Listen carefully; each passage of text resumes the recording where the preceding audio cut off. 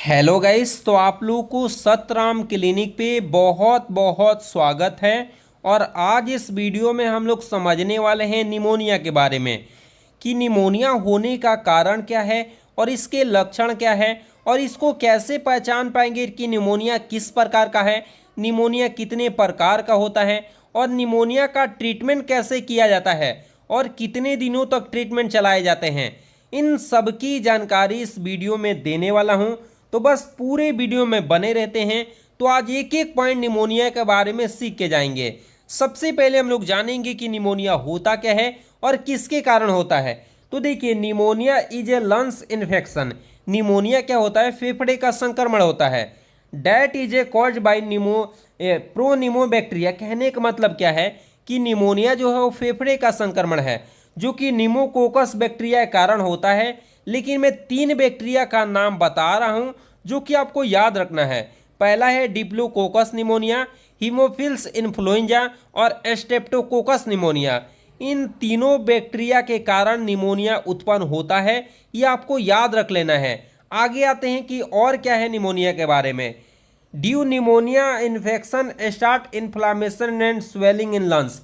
जैसे ही निमोनिया हम लोग को होता है तो हमारे फेफड़ों में इन्फ्लामेशन हो जाता है और उसके साथ साथ स्वेलिंग होने लगती है। फेफड़ा में क्या होने लगता है? सूजन आने लगता है। और इसके साथ साथ और क्या होता है? तो एल्बुलाई के अंदर पानी भरने लगता है। फेफड़ा के अंदर जो एल्बुलाई होता है, एल्बुलाई का काम होता है क्या? गैस का एक्सचेंज करना। मतलब क्या? ब्लड से CO2 को लेना और O2 को ब्लड के अंदर देना। इसका काम रहता है फेफड़े के अंदर मौजूद एल्बुलाई का। और ऐसी कंडीशन में जब निमोनिया हो जाता है तो हमारे एल्बुलाई में पानी भरने लगता है। और एल्बुलाई में जैसे ही पानी भरने लगता है तो होता क्या है कि सांस लेने में तकलीफ होने लगती है।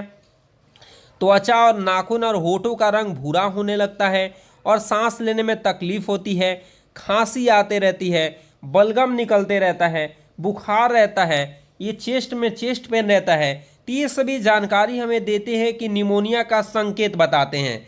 निमोनिया कैसे पहचानेंगे मैं सब कुछ बताऊंगा।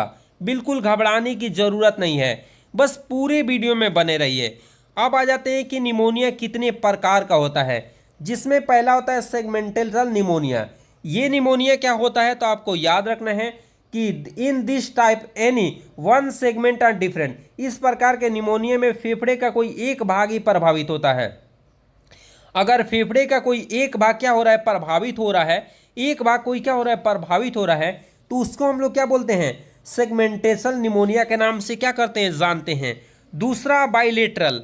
बाइलेटरल निमोनिया क्या होता है? दोनों तरफ फेफड़े का भाग प्रभावित होता है। अगर दोनों तरफ फेफड़े का भाग प्रभावित हो रहा है, एक तरफ इधर भी और इधर भी, तो इसको हम लोग क्या बोलते हैं? इसको हम लोग बोलते हैं क्या चीज? आपको याद रखना है, बाइलेटरल निमोनिया। कौन सा? बाइलेटरल। अगर एक बगल होगा तो उसको क्या बोलेंगे?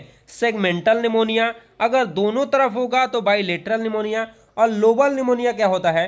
तो फेफड़े के एक तरफ का भाग पूरा संक्रमण हो जाता है, थोड़ा नहीं, पूरा का पूरा एक भाग संक्रमण हो जाता है, तो वैसे को हम बोलते हैं लोबल निमोनिया। उसको क्या बोलते हैं? लोबल निमोनिया के नाम से जानते हैं, जो कि बहुत ही खतरनाक होता है। और क्या होता है? ब्रोंको निमोनिया क्या होता है? तो आपको याद रखना है कि दोनों तरफ छोटे छोटे धब्बे दिखाई देने लगते हैं। ट्यूबरकुलोसिस के रूप में भी ऐसे ही होता है। ट्यूबरकुलोसिस के बारे में भी मैं एक दिन डिटेल बताऊंगा कि ट्यूबरकुलोसिस होता क्या है, कैसे होता है। क्योंकि ट्यूबरकुलोसिस बीमारी में भी धब्बा धब्बा दिखाई देता है।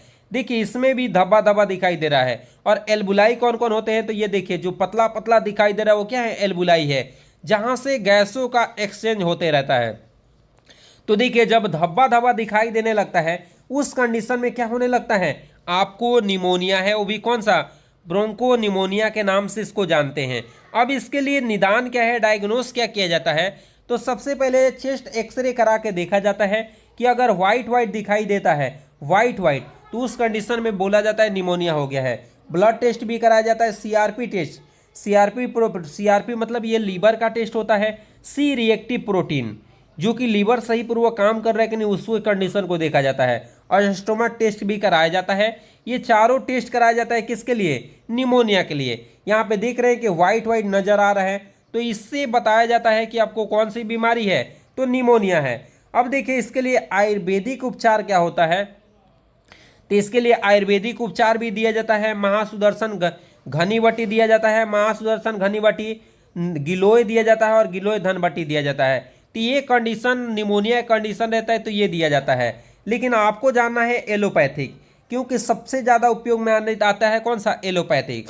तो वैसी कंडीशन में एजिथ्रोमाइसिन टॉबलेट दिया जाता है जो कि 500 mg का ओडी देना है।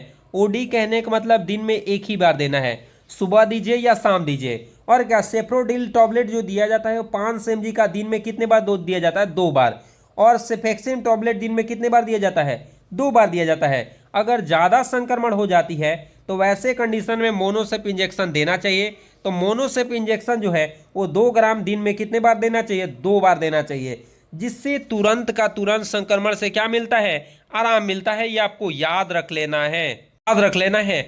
और इस प्रकार क्या होती है, निमोनिया के बारे हम लोगों ने जाना। निमोनिया के बारे में और कुछ जानेंगे अगले वीडियो में, लेकिन ट्यूबरकुलोसिस भी हम लोग डिटेल जानेंगे। और ऐसी वीडियो चाहते हैं कि आपको ज्ञान मिलते रहे और आप आगे जाते रहें, तो अभी मेरे चैनल को सब्सक्राइब कर लीजिए।